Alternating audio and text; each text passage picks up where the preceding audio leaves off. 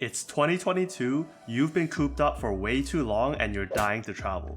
Well, in this video, we're going over the top 5 credit cards you need to travel in style without the high price tags. And the first card on the list would be the Chase Sapphire Preferred. This is a card that's been in my wallet for almost 5 years now, and has been a workhorse card throughout that time, and a main reason how I've accumulated over 300,000 Chase points throughout the years. The card has been reworked a couple years ago, but currently has a few valuable categories that gives you elevated points. To start off, you'll get 5 times points on travel through the portal with 2 times points on all other travel. You should cross-check the prices on the portal with prices on Google or Expedia, but getting double points on all sorts of travel is a major one, especially since it encompasses categories like Uber, bus tickets, and so much more. You'll also get 3 times on dining, online groceries, and streaming services, with 1 times back on everything else. Personally, this is still my go-to card for categories like dining and online groceries, at least until I get the Amex Gold, which will offer 4 times points. And all this can be had for an annual fee of $95,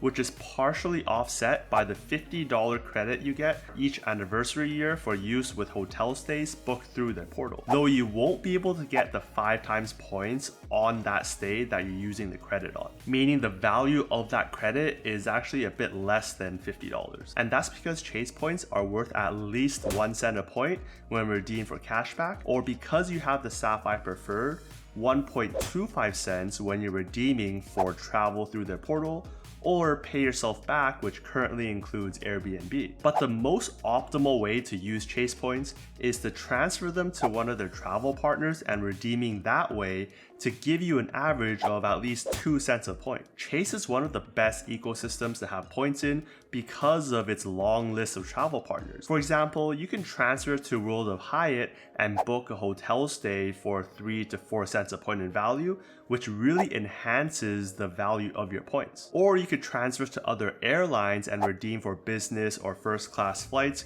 giving you nearly 10 cents a point in value. And all those opportunities is why I value Chase points at a conservative 2 cents a point. So say you use the hotel credit and booked a $200 hotel stay. Well, that means you're losing out on the 5 times the points, which would have given you 1,000 points.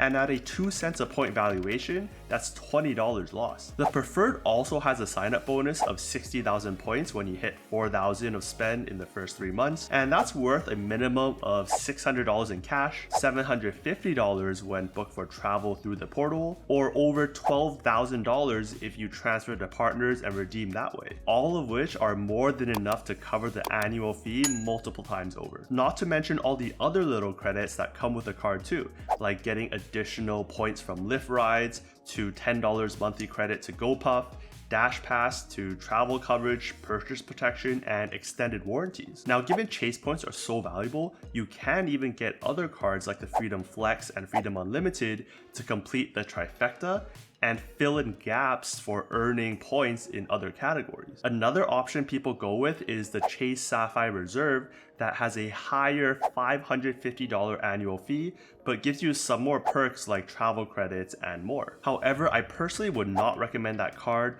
given it falls behind some other competitor cards, and because the Preferred actually has higher sign-up bonuses, sometimes as high as 80 or 100,000 points, whereas the Reserve only has 50 or 60,000 points. Instead, my card of choice to elevate my travel experience through statuses or more valuable points would have to be the American Express Platinum card, the second card on our list. This is a card that I've had for almost 4 years now, and is probably the card I've gotten the most value out of. With the sign-up bonus of as high as 125 or 150,000 points, it's a card that will really jumpstart your travel credit card journey as long as you can justify the $695 annual fee by being rich, or be able to use one of the credits that come with the card that American Express values at over $1,500, which is important because opposite to the Preferred, this card is horrible at everyday spend, giving you 5 times points when booking flights and hotels through the portal, with 1 times points on everything else. The categories are so bad that I don't even carry this card in my wallet. Instead, I only use this card when I'm using one of the many credits, which is why people call this card a coupon book card, similar to those entertainment coupon books back in the day. Check out my full review on the card for all the details, but to quickly go over the perks, you'll get $200 of hotel credit, $240 in digital entertainment, $155 for Walmart Plus, $200 for Uber Cash, $200 for airline fees, $300 for Equinox, $100 for Saks Fifth Avenue, and Clear Credit. I personally don't use all of the credits, but between the $200 hotel credit, $200 Uber Cash, $200 airline fee credit, and $100 to the Saks Fifth Avenue, that's $700 in yearly credit, which is more than enough to cover the annual fee. Not to mention getting all the other perks of the card, like lounge access, access to fine hotels and resorts, and statuses from programs like Marriott and Hilton, all of which have saved me hundreds of dollars over the years. But even apart from that, Amex customer service is second to none. I almost exclusively use the live chat feature from their website that has helped me solve any issues I've ever had. They're also really generous with retention offers too, with multiple data points online showing people getting 50 or 55,000 points to keep the card open. And similar to Chase, if we take a 2 cents a point value, that's over $1,000 in value just to keep the card open. Luckily, I've been able to get 2 of these offers over the years. That said, I understand that $695 is a lot to people, especially if you can't justify it by using the credits that the card comes with. Fortunately, there is another card that will let you get into the American Express ecosystem that is a lot more justifiable, and that would be the American Express Gold card. This card has a base sign-up bonus of 60,000 points, but recently has had offers of 75,000 with 250 back in restaurants, or even 90,000 points, all with $4,000 in spending limit in the first 6 months. So the same as the preferred, but double the time. So given the 2 cents a point average, if you get 90,000 points, that's over $1,800 in value, which is multiple times more than the annual fee of $250 a year. But like I mentioned earlier, it's much easier to justify the cost, because first, you'll get $120 in Uber Cash given $10 a month over the years. If you use Uber or Uber Eats at least once a month, that should be a really easy credit to use. Then you'll also get $120 in credit to a few restaurants like Cheesecake Factory, Shake Shack, and more. And again, if you can order at least once a month, then it's an easy to use credit. If you do end up using both of these credits, that's $240 a year in credits, which effectively brings the annual fee down from $250 to just $10. That's not even the best part. The Amex Gold is an awesome everyday card because of its elevated points on some everyday categories, like getting 4 times back when you're spending at restaurants worldwide, and 4 times backs on points at US supermarkets, along with 3 times on flights through the portal and 1 times on everything else. There aren't that many cards providing 4 times points in such valuable categories, especially not in ecosystems like Chase or Amex. And if you end up combining this card with the Amex Plat, or even completing the trifecta with the Blue Business Plus, you can really accelerate the growth of your points and reach your milestones even faster. Basically, use the Amex Gold to earn points fast,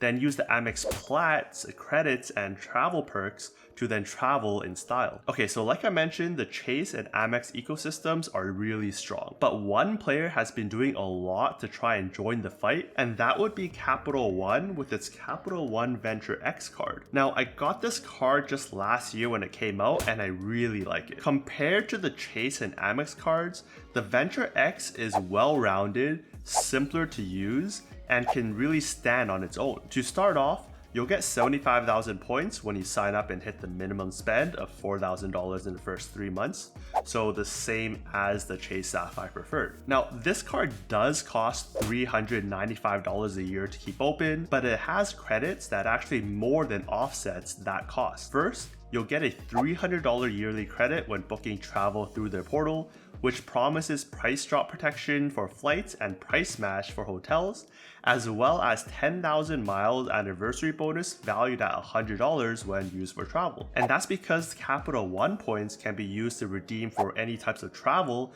at 1 cent a point. However, similar to Chase and Amex, you can also transfer these points to one of Capital One's partners and redeem that way to get even more value. For example, transferring to Aeroplan and flying to Europe or Asia for just 60 to 75,000 points each way in business. But even at the base valuations, that's $400 a year in credit, which more than covers the $395 in annual fee, essentially making it like you're getting paid $5 a year to keep the card open, all while using all the other benefits, including 10 times points on hotels and rentals, as well as 5 times points on flights when booked through the portal, and 2 points on everything else. Personally, I mostly value the 2 times points on everything else because it's hard to find cards that give you such high multipliers in a catch-all category. Not only that, but you also get access to both Capital One lounges and Priority Pass lounges, global entry or TSA pre-check credit,